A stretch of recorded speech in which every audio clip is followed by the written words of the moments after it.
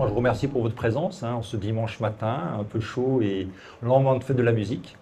Donc, merci d'être venu. Alors, j'avais imaginé, mais visiblement je me suis trompé, de faire une petite présentation d'une vingtaine de minutes, mais on m'a annoncé que j'avais davantage de temps. Donc, je vais prendre mon temps et donc ça durera peut-être une demi-heure, 35 minutes, on verra, et puis ça laissera largement le temps aux questions. N'hésitez pas également, si vous le souhaitez, à m'interrompre si par hasard j'allais trop vite ou s'il y avait des points qui vous paraissaient vraiment obscurs. Alors, donc, merci pour votre présence. Donc, je vais effectivement essayer de vous faire toucher du doigt une question qui est d'une grande complexité, pour des raisons sur lesquelles je vais revenir tout à l'heure. Comment est-ce que le temps est-il devenu quantitatif, c'est-à-dire une grandeur mathématique chiffrée avec une grande précision, une grande exactitude? Comment est-ce qu'on en est arrivé là? Alors, c'est quoi le là? C'est quoi ce moment? Aujourd'hui, c'est un moment qui nous est très familier, c'est le moment dans lequel nous avons grandi, plus ou moins, enfin ça dépend de nos âges, mais disons, nous avons l'habitude, nous avons grandi avec une conception du temps, où nous avons très tôt appris à lire l'heure avec des chiffres, et les heures, les minutes, puis les secondes, donc déjà une certaine précision, une certaine exactitude ou précision, on verra que c'est un peu différent. Et donc les instruments, les dispositifs qui nous entourent, que ce soit votre téléphone portable, éventuellement votre montre connectée, l'ordinateur avec lequel vous travaillez ou vous agissez dans vos vies, les cadrans qui peuvent équiper les horloges des gares, enfin tous les dispositifs divers et variés qui nous entourent sont aujourd'hui indiquent une heure qui est précise, relativement exacte, relativement précise. Voilà, donc on a une certaine, enfin, je dirais plus qu'une certaine familiarité. Nous sommes habitués à avoir le temps qui passe comme une grandeur chiffrée, numérique, quantitative, qui s'incrémente de seconde en seconde, d'une seconde, et qui s'incrémente de minute en minute, d'une minute. Voilà. Et donc c'est quelque chose qui est vraiment, dont on a une lecture quantitative. D'ailleurs, quand on regarde les définitions de ce qu'est le temps, et notamment la seconde, puisque l'unité de mesure du temps, légalement, c'est la seconde, eh bien, cette unité de temps, la seconde, est elle-même définie à travers des chiffres, des nombres, des quantités, et des quantités qui vont, de manière croissante, être de plus en plus précises. Donc, jusqu'à 1956, c'est-à-dire à peu près il y a 70 ans, c'était lié au jour solaire, je pense que vous le savez, donc la course du Soleil, enfin, course de la Terre plutôt autour du Soleil, mais en fait la course apparente du Soleil autour de la Terre. Puis dans une petite décennie, il y a eu une définition qui était liée à l'année tropique, c'est-à-dire une révolution de la Terre sur son orbite autour du Soleil. Et puis depuis 1967, on est passé à toute autre chose. On n'est plus du tout sur un temps qui est défini par des mécanismes astronomiques, mais un temps défini par des mécanismes atomiques, quantiques, fondamentaux. Voilà. Donc, tout ça pour dire, c'est une bascule très importante de passer une définition du temps astronomique à une définition du temps quantique ou atomique. C'est quelque chose qui est une bascule très importante.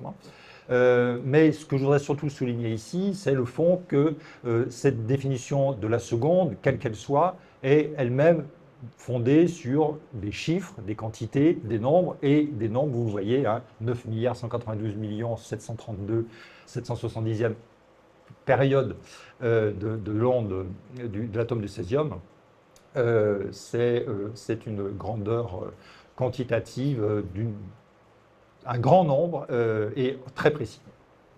Voilà. Et puis, petit rappel, il y aura plein de petits rappels ou petites précisions. Aujourd'hui, les horloges atomiques, alors on peut discuter, mais c'est de l'ordre de 10 puissance moins 16, 10 puissance moins 18 de précision. Ça veut dire que ça fait une seconde tous les milliards d'années ou quelque chose comme ça, ou même une minute. Enfin, donc c'est évidemment les horloges qui sont utilisées aujourd'hui pour compter le temps, pour compter les secondes qui s'égrènent, à partir de cette définition, sont d'une grande précision. La question, c'est la question aussi de leur exactitude. Donc, nous sommes familiers avec un temps qui est quantitatif, c'était mon premier point. Le second point que je voudrais souligner, c'est que nous sommes familiers aussi avec un temps qui est mondial. Alors, un mondial avec des décalages horaires, nous le savons. Ce n'est pas tout à fait à la même heure à Paris, à New York, en Chine, enfin à Tokyo ou à Pékin, ou en Australie, ce n'est pas la même heure, mais finalement, c'est une heure qui est harmonisée malgré tout, selon le principe du temps mondial. Voilà, donc tout ça vous est familier. Donc on a une heure qui est distribuée à l'échelle mondiale, qui est normalisée, qui est uniformisée, hein, avec des décalages horaires, mais qui sont des décalages d'une heure ou de demi-heure parfois, et une heure qui est très quantitative. Donc là, une fois que ce panorama qui vous est familier normalement est posé, je voudrais essayer avec vous de répondre à la question, comment est-ce qu'on en est arrivé là? Comment est-ce qu'on en est arrivé à avoir cette définition, cette conception très chiffrée du temps? Et comment est-ce qu'on en est arrivé à avoir cette conception très uniformisée ou très mondialisée du temps? Alors pour cela, il y aura 4 temps dans mon exposé, alors 4 temps de longueur relativement différentes. Je serai relativement long sur les premières parties. Alors ne vous inquiétez pas, parce que je serai relativement rapide sur les dernières parties. Parce que si vous faites une petite estimation en disant « Mon Dieu, il n'est qu'au premier point et ça fait déjà 25 minutes qu'il parle », ne vous inquiétez pas, les derniers points ne prendront que quelques minutes. Voilà. Il me paraissait plus important de développer les premiers points et d'aller un peu plus vite sur des choses qui certainement vous sont davantage familières. Donc, comment en est-on arrivé là? C'est la question à laquelle je voudrais répondre. Et pour ça, on va parcourir ensemble évidemment 4 points. Hein, voilà. On va d'abord voir un petit peu, on va plonger dans l'histoire très ancienne, l'histoire antique, voire l'histoire médiévale, pour bien comprendre déjà les logiques des instruments qui servaient à apprécier le temps. Je dis bien apprécier, je ne dis pas forcément mesurer. Hein, d'accord? Donc, pour apprécier le temps, pour le découper, pour le saucissonner, si vous me permettez cette expression, quels ont été les instruments et quels ont été les défis qu'il a fallu, au fil du temps, relever pour harmoniser, pour ajuster ces instruments les uns avec les autres. Voilà. Donc ce premier grand point, ce premier grand temps, ou ce premier point que je vais essayer de développer, va nous permettre de replonger un peu dans l'histoire et de découvrir finalement quelques aspects fondamentaux de cette histoire, hein, qui nous permettront, comme je redirai tout à l'heure, de bien comprendre le chemin que nous avons parcouru. Voilà. Donc ça, c'est mon premier point. Le second point, c'est un point essentiel. À partir du moment où on a plusieurs dispositifs techniques, aujourd'hui, nous disposons d'un seul dispositif technique, nos montres, nos téléphones, nos ordinateurs, qui en plus sont très largement synchronisés et accordés les uns aux autres, on dispose d'un même instrument pour tout faire, pour mesurer la durée de cuisson des pâtes ou des œufs, pour se positionner dans les journées, pour se positionner dans les années et pour mesurer des choses à la fois de longue durée, de courte durée et puis pour s'harmoniser. Donc c'est le même instrument qui fait tout. On le verra, historiquement, ce ne sont pas les mêmes instruments qui font tout, ce sont des gammes d'instruments différents qui font des choses différentes. Et donc mon deuxième point, va consister à essayer de comprendre comment ces différents instruments ont été ajustés. On a progressivement appris, imaginé, conçu, inventé des manières d'ajuster ces différents instruments entre eux pour finalement produire petit à petit une gamme d'instruments qui fait tout. Troisième point, ça sera rapide, hein, comme j'ai déjà annoncé, hein, je ferai un rapide balayage des questions de croissance ou de quête de la précision et de quête de l'exactitude, qui sont deux choses un peu différentes. Et puis, dans un quatrième point, je parlerai rapidement, mais là aussi, on touche une histoire qui nous est davantage familière parce qu'elle est davantage récente. On parlera de la quête de l'uniformisation et de la normalisation, de la mondialisation de l'œuvre. Voilà. Alors, un petit point méthodologique. Comment est-ce que je peux prétendre en une demi-heure raconter 3000 ans d'histoire ou 2500 ans d'histoire ou même 2000 ans d'histoire? C'est évidemment impossible. C'est impossible pour plein de raisons, parce que le temps me manque, mais deuxièmement parce que, au fond, c'est une histoire d'une très grande complexité, parce que c'est une multitude d'inventions techniques qui ont lieu dans des endroits différents, qui peuvent apparaître à un moment donné et disparaître, donc dans des traces archéologiques de choses qui finalement n'ont pas connu de destin, ou qui ont connu des destins locaux, mais qui n'ont pas forcément connu de destin au-delà d'un usage local. C'est une histoire aussi qui est faite de pratiques dont il est parfois difficile de retrouver. On peut trouver de cette manière un cadran solaire dans des fouilles archéologiques, mais il est plus difficile de savoir ce que faisaient les individus de l'époque de ce cadran solaire. Comment lisaient-ils l'heure? Comment interprétaient-ils les indications? Qu'est-ce qu'ils en faisaient dans leur quotidien? Donc, il y a des difficultés à retrouver le sens que les individus, que les sociétés donnaient aux instruments qu'ils utilisaient. On retrouve les instruments, mais évidemment, on ne retrouve pas forcément le sens précis que les individus ou la signification ou l'usage précis que les individus, quels qu'ils soient, faisaient de ces instruments. Troisième élément qui complique cette histoire, c'est qu'évidemment, selon les catégories sociales, selon qu'on était astronome ou agriculteur, selon qu'on était éventuellement une personnalité politique ou un jeune soldat, eh bien, l'usage qu'on faisait du temps, des indications temporaires, était évidemment différent. Donc, il y a aussi une hétérogénéité sociale dans les usages du temps. Et donc, retrouver ces usages du temps et voir comment les individus progressivement en sont venus à chiffrer, à penser le temps comme un nombre, comme une quantité, c'est difficile. Donc, c'est une histoire longue, faite d'une multitude d'inventions techniques qui ont des destins variés.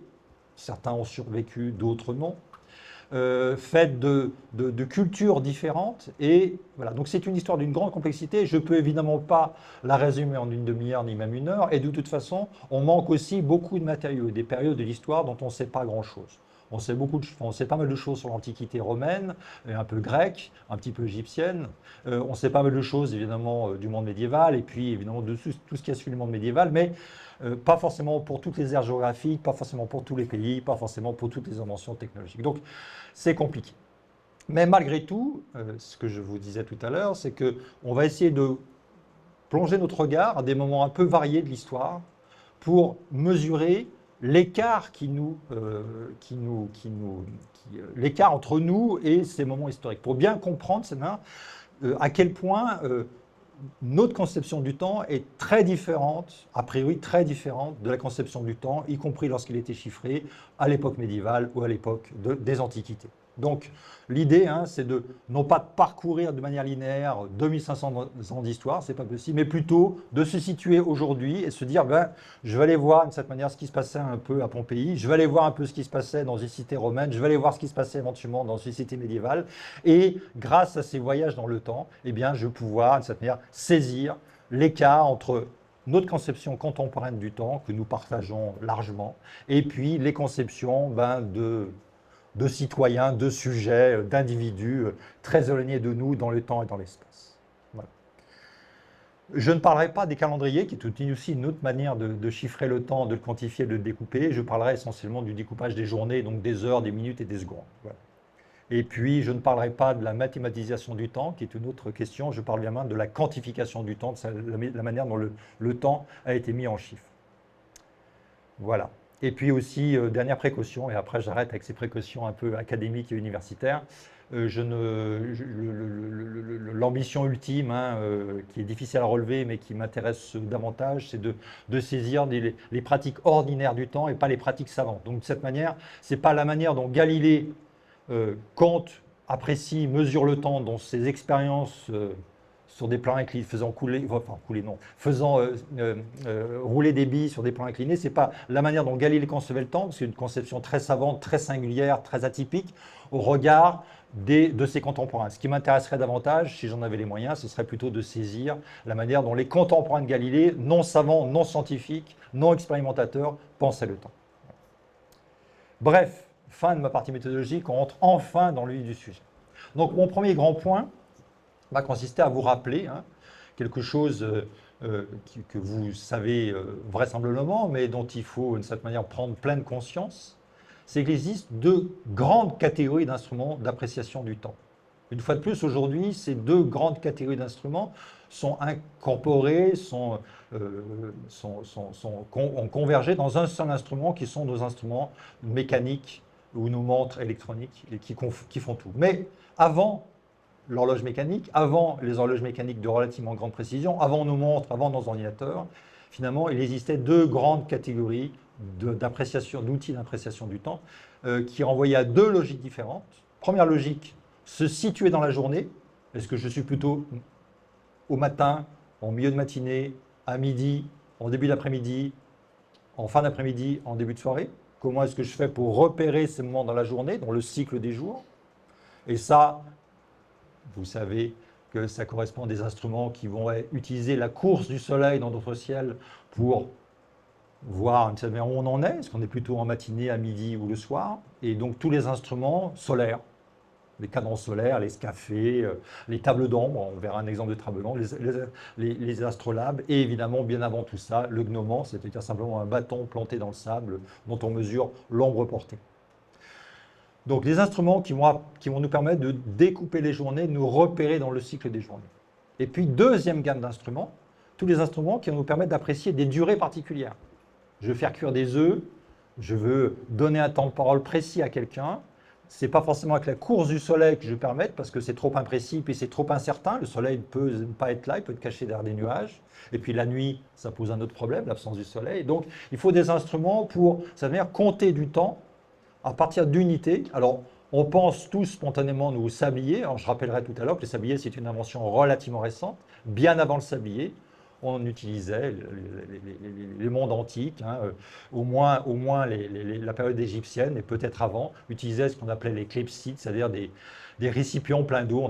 Je vous en montrerai un exemple tout à l'heure, qui se vidaient progressivement et qui permettaient de compter, compte mon récipient plein d'eau auquel j'ai fait un petit trou en bas, c'est vidé, c'est une unité de temps. Je peux le remplir, ça me fera 2 unités de temps. Je peux de nouveau le remplir, ça fera 2 unités de temps, etc., etc. Donc, des instruments pour apprécier la circulation, pour apprécier les moments dans la journée et la circulation du soleil dans le ciel, pardonnez-moi, et des instruments qui vont permettre d'apprécier des durées particulières, donc les clepsydes, les bougies graduées, bien sûr, les lampes à huile et puis les sabliers.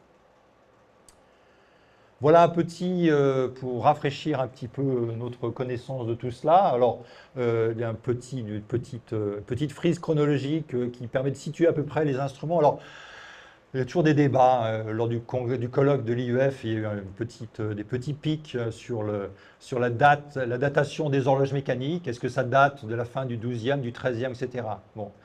On peut toujours polémiquer et créer des controverses sur c'est plutôt Monsieur X ou Madame Y. En l'occurrence, c'est plutôt Monsieur X ou plutôt que Madame Y, hein, dans l'histoire des inventions techniques. Hein, quelle est la date de l'invention de l'horloge? Bon. Après tout, ça, pour moi, c'est une question pas très importante. Ce qui m'intéresse plus, ce qui nous intéresse plus du point de vue de l'usage social, c'est à partir de quelle date on a commencé concrètement à utiliser l'horloge mécanique. À partir de quelle date les horloges ont commencé à s'installer dans les villes ou au moins dans des lieux particuliers. À partir de quelle date l'invention technologique qui est sortie du laboratoire ou de la chambre où elle a été inventée pour commencer à circuler et commencer à avoir des applications sociales. Et là, évidemment, c'est plus compliqué de chiffrer les périodes. Donc, ce que vous avez sous les yeux, c'est un mixte entre les périodes d'invention et les périodes où les choses commencent à s'installer dans les usages. Donc, le gnomon, hein, plusieurs millénaires avant notre ère, la clepsydre, quelques siècles avant notre ère au moins, et puis on voyait le sablier 14e siècle, l'horloge mécanique. Alors ici, c'est situé au milieu du 14e siècle, alors ça a fait sauter un cher professeur lors du colloque. Je n'avais pas utilisé cela, mais j'avais dit que ça datait plutôt du 13e, 14e siècle. Non, bien sûr qu'on peut trouver des traces techniques de l'invention d'objets techniques, de l'horloge mécanique avant cette période-là, mais ce qui compte, c'est l'usage. Bref. Donc, les instruments, finalement, peuvent être très anciens, le sablier est relativement récent.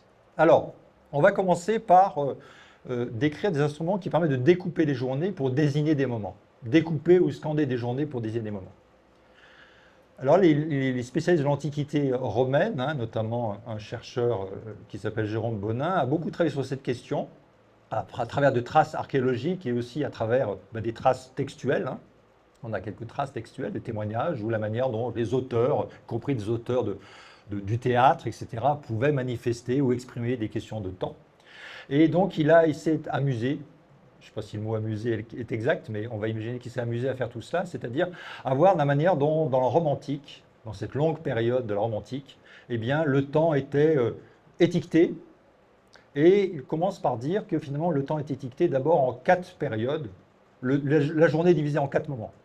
Le matin, avec le lever du soleil, grosso modo, la matinée avant midi, et puis 2 moments dans l'après-midi, et puis le moment où le soleil commence à vraiment descendre et que l'heure du coucher du soleil s'annonce. Voilà, donc on découpe la journée en 4 moments assez simples, qui vont correspondre à 4 termes assez simples. Vous voyez que ces 4 termes n'ont rien de quantitatif. Il n'y a pas d'indication, ce n'est pas le premier moment, le deuxième moment, le troisième moment, le quatrième moment, ce n'est pas le moment 1, le moment 2, le moment 3, le moment 4. C'est des mots qui vont signifier des choses. C'est le début de la journée, la fin de la matinée, le début de l'après-midi, la fin de l'après-midi. Donc c'est ce que les historiens, pas les historiens du temps, mais les historiens des instruments de poids et mesures appellent des temps, des mesures signifiantes. C'est-à-dire que ce n'est pas des mesures au sens où on l'entend aujourd'hui, nous, avec des chiffres, c'est des mesures qui désignent des moments où, quand on est sur les mesures des poids et longueurs, des usages. Je vais donner un exemple de mesure signifiante. On va quitter quelques instants la mesure du temps pour venir à la mesure, par exemple, des surfaces de terrain. Pendant très longtemps, a été utilisée une unité de surface du terrain qui s'appelait la journée. Pourquoi? Comment est-ce qu'on fait un équivalent entre une surface de terrain et une journée? Parce que ça désignait le temps nécessaire à un agriculteur pour, par exemple, labourer ou travailler cette surface de terrain. Donc, la surface de terrain était désignée par, non pas la surface géométrique, mais le temps nécessaire pour un usage et une finalité particulière, labourer le champ. D'accord? Donc, c'est en cela que les unités de mesure sont pendant longtemps restées signifiantes. Elles signifiaient quelque chose en termes de leur finalité, de leur but. Pourquoi est-ce qu'on mesure la surface de terrain? Ce n'est pas pour faire un exercice de géométrie, c'est parce qu'on a besoin pour cultiver, pour labourer, pour élever du bétail ou pour nourrir du bétail. Donc, c'est la finalité de la grandeur dont on a besoin qui donne son nom à la grandeur et non pas les propriétés géométriques ou les propriétés mathématiques. Fin de la parenthèse sur les unités de mesure des surfaces, mais c'était pour vous dire que les unités de mesure, pendant très longtemps, sont restées signifiantes, et y compris les unités de mesure du temps. Et encore aujourd'hui, on a certaines traces de ces usages disons de terminologie signifiante. On va dire, c'est l'heure du goûter, c'est l'heure de sortie des bureaux. Alors on le dit un peu moins aujourd'hui parce que les bureaux sont un peu désynchronisés, mais auparavant, c'est l'heure de sortie des usines, c'est l'heure du repas, c'est l'heure de la sortie des écoles, c'est l'heure du goûter. Donc on continue à avoir finalement des moments, des expressions pour désigner des moments de la journée qui renvoient à des pratiques sociales et non pas à des propriétés de la trajectoire du soleil ou des propriétés mathématiques. Donc, les mesures sont signifiantes et elles ne sont pas forcément quantitatives. D'accord? Au fil du temps, évidemment, ce découpage en 4 morceaux de la journée est trop imprécis, trop vague pour que ça puisse faciliter les rendez-vous, l'heure à laquelle on doit éventuellement se rejoindre au temple pour les prier, l'heure à laquelle on doit se rejoindre à la maison commune pour pouvoir discuter ou décider du destin de notre communauté, etc. Donc les découpages vont se multiplier et Jérôme Bonin, toujours lui, nous fait ce petit tableau. Alors on ne va pas commenter ce tableau en détail, j'en ai pas la compétence, ni on n'en a pas le temps, mais ce qui est important dans ce tableau, donc en colonne vous avez différents auteurs, différentes traces textuelles, et qui correspondent à différents découpages des journées. Donc, vous voyez 2 choses, c'est qu'il y a des découpages très hétérogènes, selon les périodes, selon les auteurs, donc le vocabulaire n'est pas du tout stabilisé. Et puis il y a un vocabulaire qui désigne des journées en 3 ou 4 morceaux, ou 8 morceaux, et puis des journées qui sont découpées en 14 morceaux. Mais, dernier constat qu'on peut établir à partir de ce tableau, il n'y a aucun chiffre. Il n'y a pas de quantité. Il y a des mots pour désigner des moments. D'accord? D'ailleurs, quand on regarde certains cadences solaires de la Rome antique, notamment ceux très bien conservés à Pompéi, notamment ce cadran solaire qui est célèbre du temple d'Apollon à Pompéi, eh bien, il n'y a pas de chiffre sur ce cadran solaire. Vous voyez à votre gauche, c'est ça, c'est à votre gauche, le cadran solaire découpe la journée en 12 morceaux, donc il y a bien 12 gradations dans le cadran solaire. On y reviendra sur ces 12 découpages tout à l'heure, mais il n'y a pas de chiffre.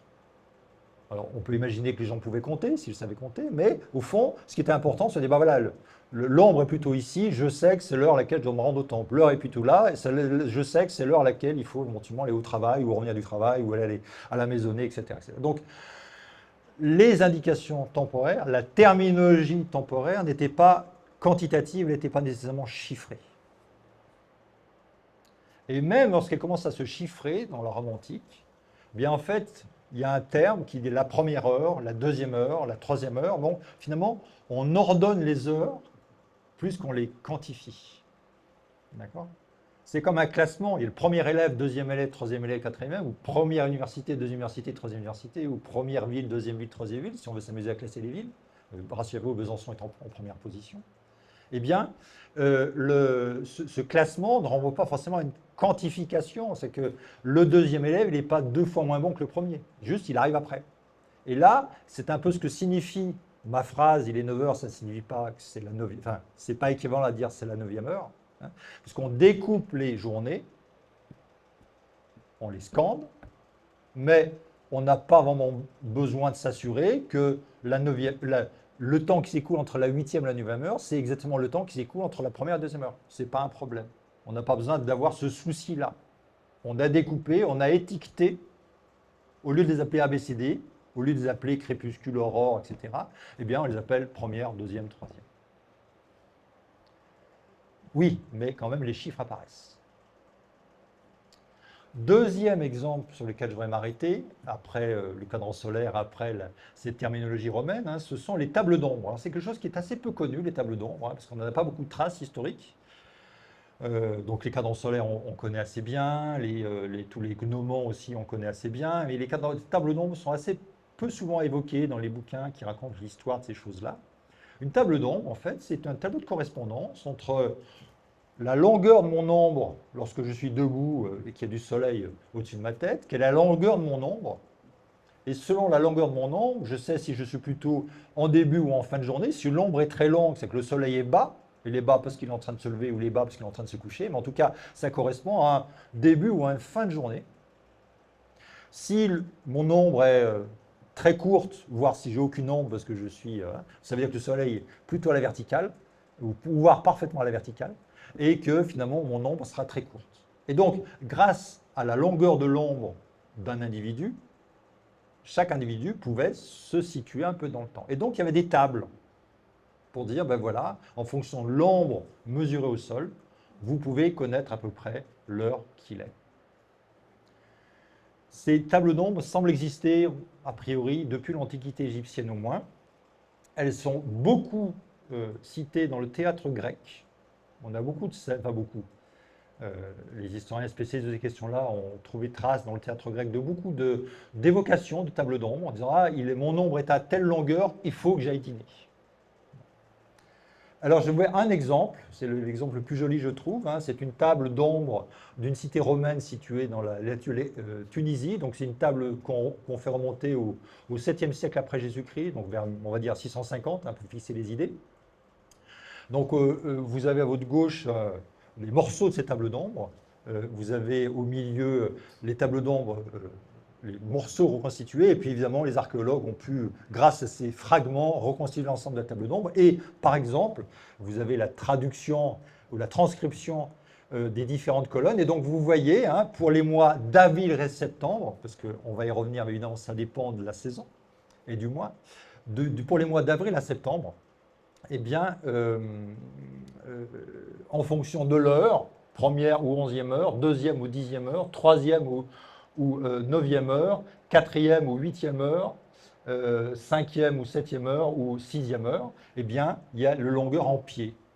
Et donc, la longueur en pied est plus longue, la longueur en pied attendue de l'ombre est plus longue évidemment aux premières ou 11e heure qu'en milieu de journée à la 6e heure. Voilà. Donc, table de correspondance entre l'heure qu'il est, enfin l'heure qu'il est, non, la position du soleil et la longueur de mon ombre. Alors vous le voyez ici, on va y revenir dans quelques instants parce que c'est tout à fait important. Les tables d'ombre indiquent des tables de correspondance, des équivalents qui dépendent des mois, selon qu'on est au mois d'avril ou au mois de septembre, selon qu'on est au mois de mai ou au mois d'août. D'accord? Pour des raisons que vous connaissez ou vous pouvez imaginer. Voilà, ça c'était mes deux exemples d'outils, de dispositifs qui permettent d'apprécier, de découper les journées et d'apprécier le moment dans les journées. On en vient aux dispositifs qui permettent d'apprécier des durées, l'écoulement du temps, l'écoulement au sens premier, parce que c'est bon, l'écoulement de l'eau en l'occurrence, qui est utilisé dans le premier temps, hein, à travers les clepsydres. Les clepsydres sont notamment utilisés, on a des traces manifestes, hein, pour donner des temps égaux, notamment dans les procès ou dans les discussions. Dans les procès, notamment, on en voit des traces dans la Rome antique et dans la Grèce antique. Dans la constitution d'Athènes, hein, Aristote dit bien que dans un procès, le temps de l'accusation et le temps de celui qui va porter l'accusation et le temps de celui qui va porter la défense, hein, qui va défendre l'accusé, leur temps de parole doivent être égaux. Comment est-ce qu'on s'assure, pour que le procès soit équitable, il faut que les temps de parole soient égaux. Comment est-ce qu'on s'assure que les temps de parole sont égaux? Ce n'est pas les cadrans solaires qui permettent d'avoir cette précision, ce sont les clepsydes. Donc, Aristote dit, il faut 3 clepsydes pour l'accusation, 3 clepsydes pour la défense. Alors, c'est un peu plus compliqué que ça, parce qu'il dit que ça dépend de la longueur, ça dépend de l'importance de l'affaire. Le temps de défense ou d'accusation peut être plus long si l'affaire est importante. Mais peu importe. Il y a un temps de parole qui est contrôlé par une unité de temps qui est la clepsydre. Et donc, eh bien, pour réguler, pour légiférer sur la manière dont les procès vont être conduits, eh bien, Aristote nous dit dans la Constitution d'Athènes, eh bien, il faut prévoir des individus qui vont remplir les clepsydes, qui vont contrer l'utilisation des clepsydes pendant les procès, etc. Donc il faut, d'une certaine manière, à la fois des individus et des techniques hein, pour contrer les temps de parole. On arrive plus tard au sablier, alors c'est bien plus tard, hein, parce que les premières traces manifestes du sablier datent du XIVe siècle. Ici, vous avez c'est la première représentation connue du sablier dans un tableau du XIVe siècle, hein, conservé à Sienne. Hein, donc j'ai agrandi un peu la période où on voit le sablier. Bon. Et puis alors, les sabliers vont se multiplier, vous voyez bien aussi se subdiviser. Donc il y a des sabliers. Hein. Nous, on connaît le sablier tout simple, éventuellement, par exemple, pour faire cuire nos œufs à la coque. Même s'ils ont beaucoup disparu des cuisines, ils étaient très présents auparavant. Mais on pouvait évidemment découper le sablier. Vous voyez qu'il y a des sabliers ici relativement sophistiqués. Hein. La figure ici est empruntée à un diaporama de ce musée, le musée du temps de Besançon. Donc on a une grosse capsule en haut qui contient du sable pour 1 heure. Et puis après, ce sable s'écoule dans 4 compartiments qui représentent chacun un quart d'heure. Donc on peut découper le temps grâce à des sabliers, même si aujourd'hui on a un peu perdu cet usage. Donc la clepsydre, le sablier, et puis la clepsydre va donner aussi développement des horloges à eau. Hein, ici, vous avez une horloge à eau conservée au musée des Arts et Métiers. C'est un instrument beaucoup plus récent. Hein, donc c'est finalement, vous voyez ce tambour plein d'eau, enfin pas plein d'eau, mais avec de l'eau à l'intérieur et un processus qui fait que l'eau va s'écouler progressivement et lentement à l'intérieur. Donc le tambour finalement tourne assez lentement et grâce à la gravitation. Sa chute est un peu freinée grâce à l'eau qu'il contient et donc il ne se précipite pas, donc il tombe assez lentement et donc le chemin qu'il a parcouru nous permet de connaître un petit peu le temps. Mais vous voyez que c'est désindexé du soleil, c'est désindexé de la manière dont à l'heure à laquelle le soleil se couche, à l'heure à laquelle il se lève. Et puis vous avez avant, en même temps, tous les instruments à feu, toutes les horloges à feu, hein, qui sont notamment les lampes à huile, ou ici je n'ai pas de lampe à huile, mais les bougies évidemment, voilà. On peut encore trouver des bougies hein, qui sont graduées comme ça, notamment dans les boutiques d'objets religieux. Voilà. Donc tout un tas d'outils hein, qui permettent de découper le temps, de découper des durées, et qui sont normalement utilisés à quel moment? La nuit. Parce que la nuit, le soleil, il ne vous aide pas beaucoup pour savoir quelle heure il est. Très compliqué de déterminer le minuit, par exemple. Hein.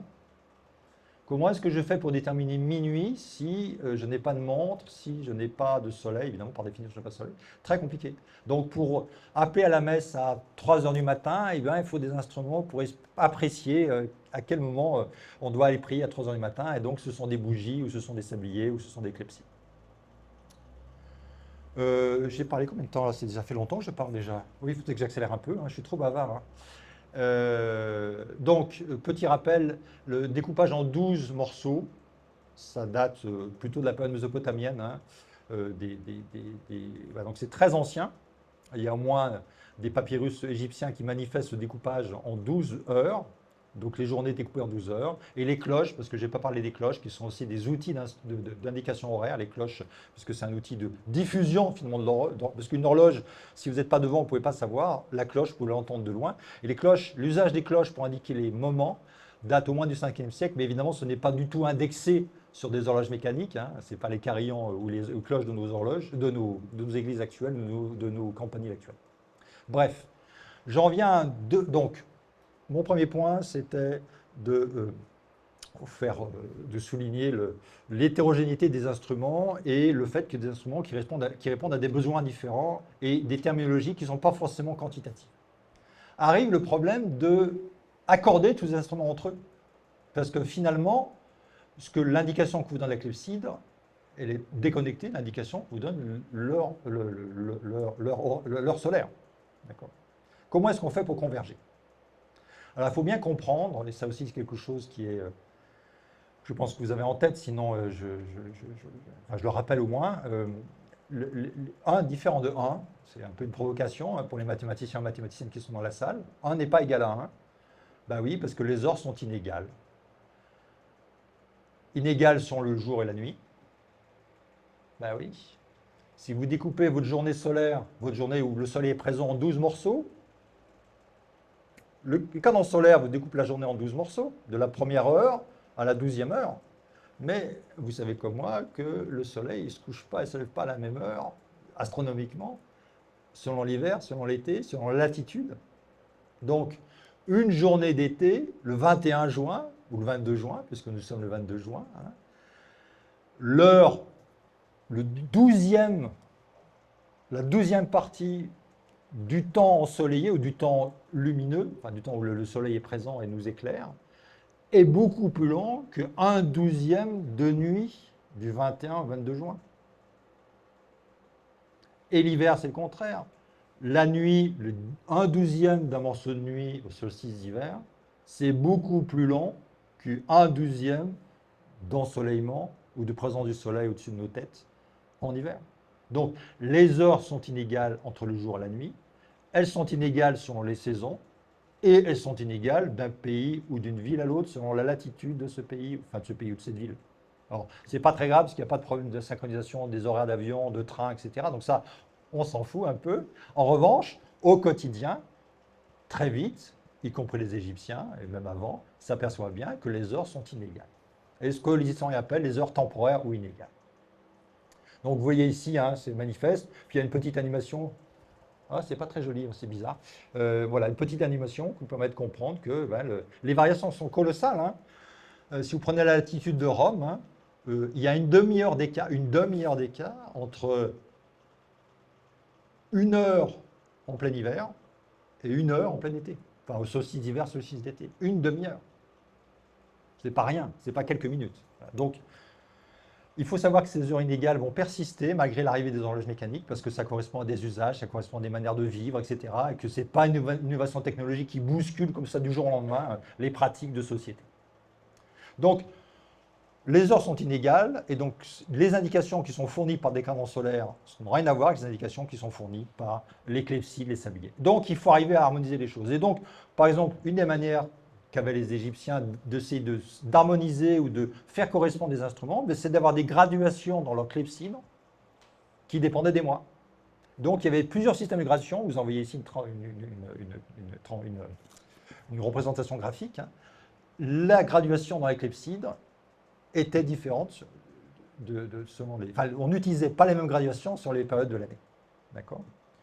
Ici, vous avez une belle invention, donc on en a juste la description, cette invention n'a pas survécu, mais après elle a existé, hein, de cette horloge à eau. Hein, vous voyez, il y a donc un mécanisme qui fait flotter ce petit bonhomme. Ce petit bonhomme monte ou descend plutôt d'ailleurs au fur et à mesure que l'eau s'évacue en bas de la clepsydre, enfin en besoin du récipient. Et selon la période de l'année, eh bien, les indications n'étaient pas les mêmes. Donc la graduation n'était pas la même pour tenir compte des moments de l'année.